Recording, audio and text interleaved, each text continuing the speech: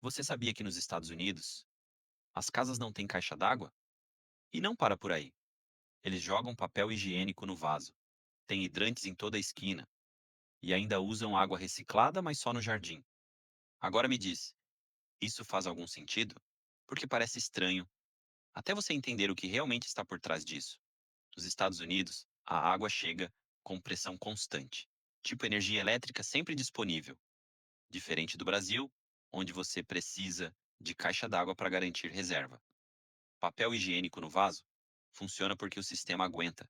Hidrantes em toda a esquina? A água já está pressurizada pronta para emergências. Sem caixa d'água?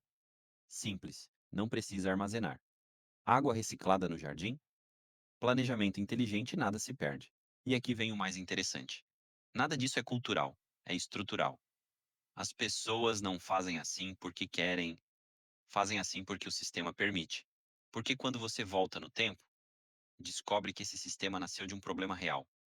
No começo da urbanização nos Estados Unidos, as instalações eram extremamente simples. Em muitos lugares, os primeiros sistemas de água usavam canos de madeira, era o que existia na época e funcionava de forma limitada. Com o tempo, isso evoluiu para sistemas mais modernos até chegar no modelo atual. Água sob pressão constante. E é isso que elimina a necessidade de caixa d'água, porque diferente de países onde você precisa armazenar, lá a água simplesmente está sempre disponível.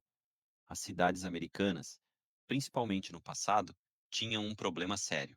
A maioria das casas era feita de madeira, ou seja, altamente inflamáveis. Incêndios podiam destruir bairros inteiros. A solução?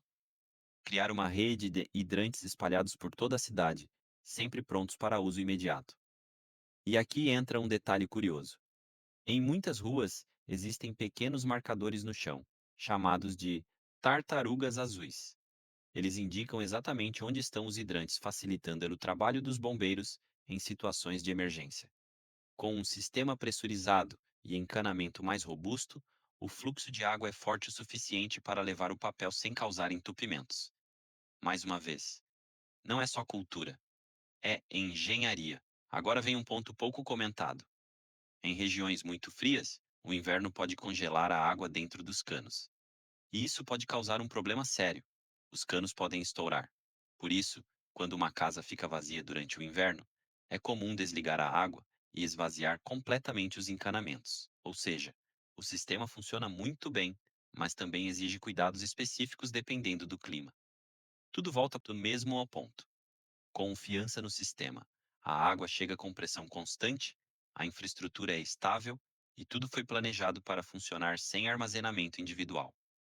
Mas isso também significa uma coisa: se o sistema falhar, não existe reserva. E é aqui que tudo se conecta.